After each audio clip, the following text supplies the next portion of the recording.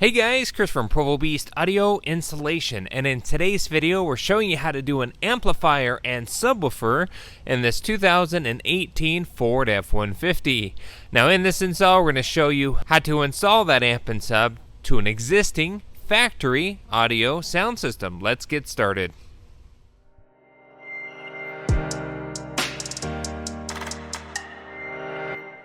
Now before we dive into things, couple of things to note. You may have the factory amplified sound system or not. Depending on the year, it's either the SONY or B&O. 2018 they started with the B&O. Being that this is the XL trim, we just had the base audio sound system and we're keeping the factory radio. Now if you have one versus the other, we'll give you techniques for both if you have the factory B&O or not. In this case, we do not. So as we go to the bench, we'll show you the parts that we're going to need for various trims to help you get it installed in your F-150 at home. Alright, so here at the bench, now the parts that we're using for our install here today, first and foremost is the amp and sub that we're going with. Customer has chosen this single 12-inch Skar audio sub in this Skar audio prefab box for an F-150. Now, the amplifier that we're pairing it to is the Skar Audio RP800.1D. There's a ton of different variations of this amp and sub combination from Skar Audio, and we can link a ton of different options for your F-150 in the description if you want dual 10s, dual 12s, single 10, single 12, or quad 8s. To power this amplifier, we need a wiring kit. We're going with the Skar Audio OFC 4-gauge amplifier wiring kit. Because we have the factory radio that we're pairing this to, we need some sort of line-out converter. And this Pac Audio one also generates a remote turn-on for us. So we're using the LP7-2. What we're going to show you is using some sort of T-harness like this. We'll simply pop out the radio temporarily, put in our T-harness that has an integrated line-out converter, and it's a plug-and-play install versus doing any sort of manual wiring. We'll show you how to do that here in a moment. So let's head to the car to start showing you where everything is going to go. Now our trim model specifically is the XL, and it's the extended cab or super cab. It's not the crew cab. But regardless, in your install, the technique is going to be the same. In our case, this pocket or cubby is nice and wide open. This is a great blank area for us to install amplifiers.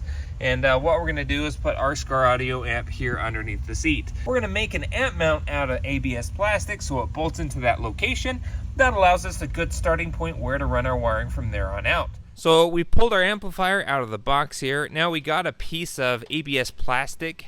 It's 12 by 16, and what we did is basically cut it about to the width or just a hair longer than the Skar Audio amp itself. And we've already put some holes to mount our wiring here.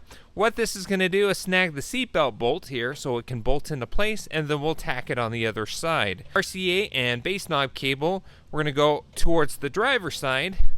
And then our power wire, ground wire, and remote turn-on wire will route towards the passenger side because our battery is on the passenger side in the engine bay. Our speaker wire output simply will go right to the subwoofer box. The box itself only has one set of terminals, so we only need one set of terminals. It's a mono amp, just allows you to hook up multiple speakers for that mono channel. What we'll do now is we've pre-cut a ton of holes here for our zip ties. We're going to grab our RCAs and bass knob wire, start getting it zip tied. We can basically make all the connections at the amplifier, and then we'll take the amp with our wiring to the truck and then pull wire from there. Makes it a lot easier instead of being in the truck trying to make all your connections there.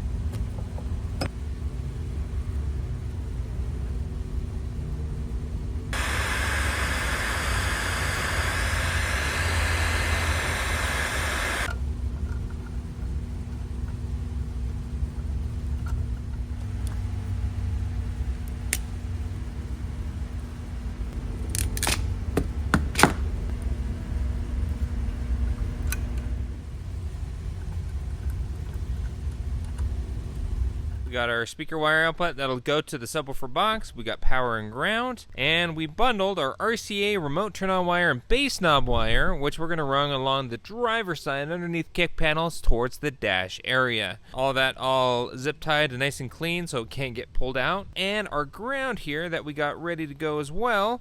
There is a threaded area in the body that we're going to clean up with a wire brush and use. We already have a bolt here with a locking washer that we're going to use. Now we need to get this into the car and start pulling our wire to their various locations.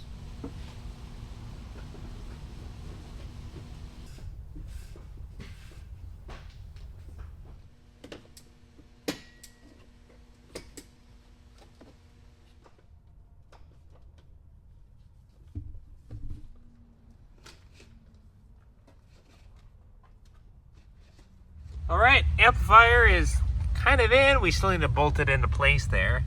But we actually went ahead, pulled our wire up underneath. We don't have carpet, we have pad because it's the XL trim. But pulled it through up underneath, fished it underneath the padding. Came out here, saw us pull off this panel, ran along the factory channel there, pulled off our kick, wrapped it down. We're going to zip tie it, and then it goes up along the center support. Now we need to pop the radio out so we can make our connections out the radio. We'll do that here in a moment after we talk about the line out converter. So until then, we can actually go and reassemble this side. And let's do the same process for the power wire on the passenger side. Pulled our power wire up here, working our way down. Now we pulled out the little jack, ran it behind the sound deadening, and then we just tucked it up underneath this panel. Same thing like on the driver's side. Ran our power wire all the way down along the channel. Now we're here, and at this point of time, we need to pop the hood and start preparing to pull our wire through the firewall. It's probably the hardest part of this install for you. And so we're going to show you the techniques that we use to easily pass that power wire through factory rubber boot into the engine bay. As for grounds for your amplifier, a couple of places here. Now on the back firewall of your truck, on the backs of the cab, you do have a factory ground there. There's also an identical one on the driver's side as well. You can use one of those too. We do recommend cleaning up the paint really, really well so you don't have any resistance there on that ground. You can go right to the frame. You can run a ground all the way to the battery. Or in our case here, we have a threaded spot right here on our body that's really nice and thick that we're going to use in our instance. We're going to get our wire brush and clean this up. And we found a bolt with a lock washer that'll fit great at that location.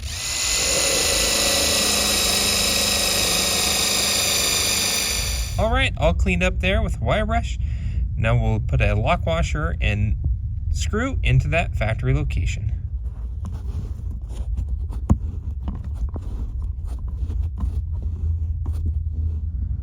All right, all good to go there. We'll finish zip tying our wire, but at this point of time, our ground is good to go. Underneath the hood, our battery is on the passenger front corner here.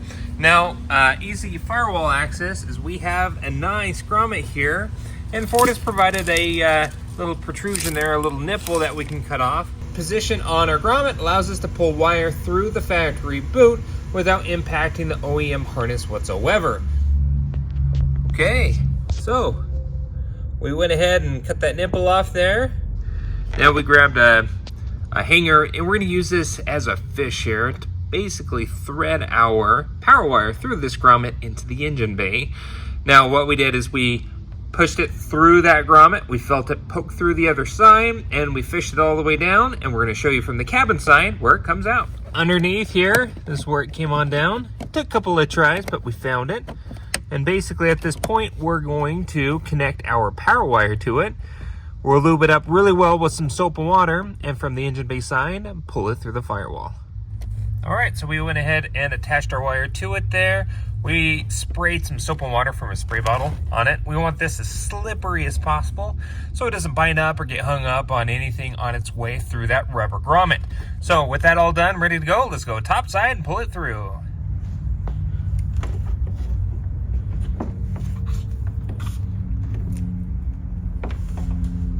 With our power wire now pulled through the firewall, we can prep our fuse holder. Now we had some leftover ABS plastic we put a heat gun to and just put an L-band, and then we threw a hole in there, and we're going to snag a bolt in the engine bay to mount our fuse holder here. Now we want this as close to the battery as possible, and we still like to use wire ferrules like we did on the amplifier. So we'll cut the end to length, we'll put a wire ferrule on some heat shrink that'll go into this side, and then this end will route over to the battery. We got our fuse holder all wired up there with some wire ferrules and heat shrink. 10mm bolt we're going to use, and I'm going to go ahead and get that mounted to the side of the engine bay. So we got our fuse holder pulled through, got it all mounted up on that stud there. Split loomed everything, put an anchor zip tie here all the way over to the positive post on the battery. So at this point in time, our power and ground is done. What we need to do now is turn our attention over to connecting our RCA's remote turn-on wire to our OEM factory radio.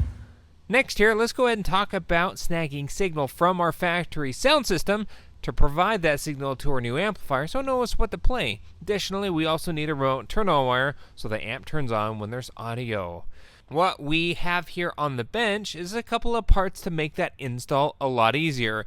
Now, our trim does not have the factory amplifier, so we have a specific T-harness here that allows us to make a plug-and-play system, kind of like what we have here, so we don't have to cut any wiring whatsoever within the vehicle itself. We have the Pac LPH FD21, and this is the Pac Audio LP7-2. The benefit of this line-out converter is it'll also generate a remote turn-on for us, so we don't have to go to the fuse box for accessory. It comes already all connected and ready to go. Essentially here, this T-harness is unique in that it allows us to unplug the OEM factory plug that looks like this one, and it has a female end that looks like it. We'll plug the OEM plug back into our harness, and then this goes into the radio, gives us a length of wire that we can cut and modify for our specific aftermarket needs without touching the factory wiring whatsoever. In our case, since we're simply just doing an amp and sub, we're not powering any of the door speakers or dash speakers. Pac Audio also provides this little guy here for a sub output. Now, we'll grab our front two channels here, we'll plug one end, we'll plug the other end in, and that'll keep those front speakers working, but now provides us connections where we connect our line-out converter. Our line-out converter looks like this, has a nice harness that comes with it. We pull this all apart. Now this obviously provides RCA ends, which we don't need, which we'll simply cut these ends off. Our speaker input connections that the line-out converter will drop down to an RCA output are these whites and grays. What we're going to do is grab our two sets of speaker wires. Essentially here we'll connect line to line and solid to solid on both sides here, and that'll feed our line-out converter the audio it needs so it knows what to convert for us. Additionally here, this line-out converter has a power and ground. Cool thing about this harness as well is it comes with a power harness side where we can plug that on in. In our case, we won't use red because red's not even pinned, so we can cut that out. And we'll tie our yellow and our black wire into this harness. And then what that's going to do when we tie the yellow black wire in is as soon as it detects audio over the factory sound system, it'll put 12 volts output on this, and this will trigger our aftermarket amplifier to turn on as soon as it senses audio. Brown is an audio ground in case you have ground loop issues, but as long as you have a good quality ground and RCAs, it's not going to be needed in your install.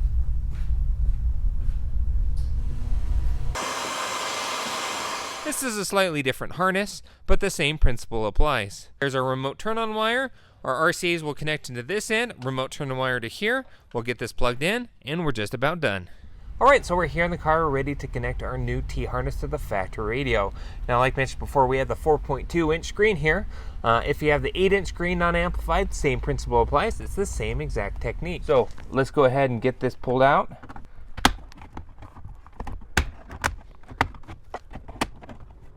Okay, we pop that on out. It just has 4 clips, 1, 2, 3, and 4. Go ahead and remove your 2 7mm here in the top.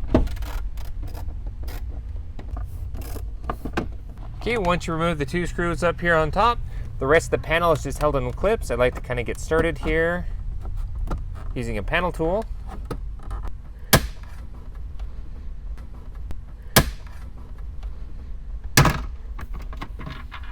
But it's going to expose two 7mm screws here on the top.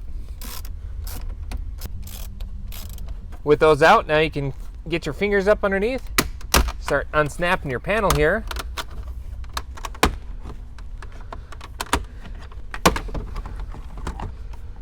Disconnect your harnesses here at the top. We'll have a couple of harnesses here on the back you can disconnect as well. That comes out of the way. Now, our radio module is down below, and we don't have to touch the screen whatsoever. Everything is done actually at the radio module. Has two screws on each side, both 7mm as well.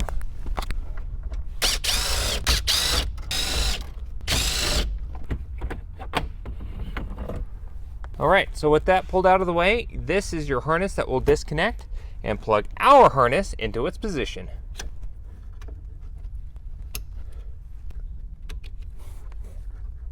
Now with that connected, what we'll need to do is pull our cables up into the dash here and make our connections at our line-out converter.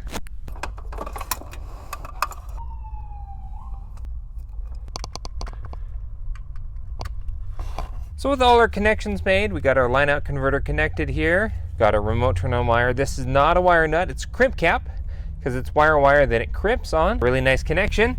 At this point, we can tuck everything deep back into the dash here so we can get our radio reseated. We'll reassemble everything.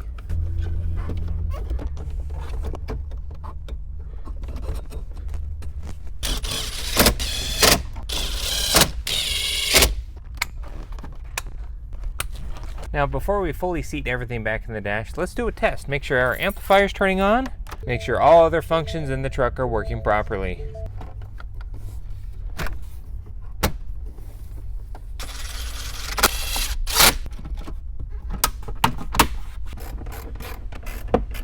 Alright, so we got our amplifier all in, it's all mounted. Got our bolt into place, holding everything in nice and tidy. It's nice and snug. That's the nice thing about it. It's not going anywhere. And it's still accessible in case we need to get to it. And we mounted our bass knob right up underneath there as well.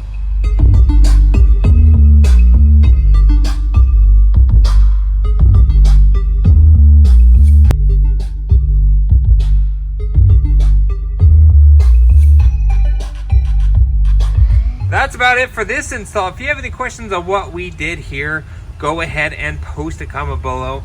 Thanks again for watching. Be sure to hit the like button if you liked what you saw, and don't forget to subscribe. We post great content on the channel all the time. We'll see you in the next video.